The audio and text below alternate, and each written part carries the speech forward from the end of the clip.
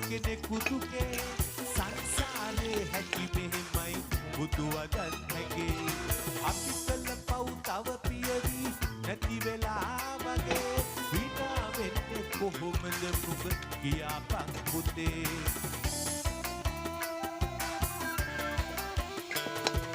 හිරු දෙවියෝ තරහ වෙලා තාම ආවේ නෑ කුලී වැඩක් කරන අපට වැඩට යන්න බෑ මන්දිරවල වරුසාවක බිම දෙවෙන්නේ නෑ මගේ පුතා බඩගිනි දැනු නට අඬන්නේ නෑ Yes, ඇටවල වත්ත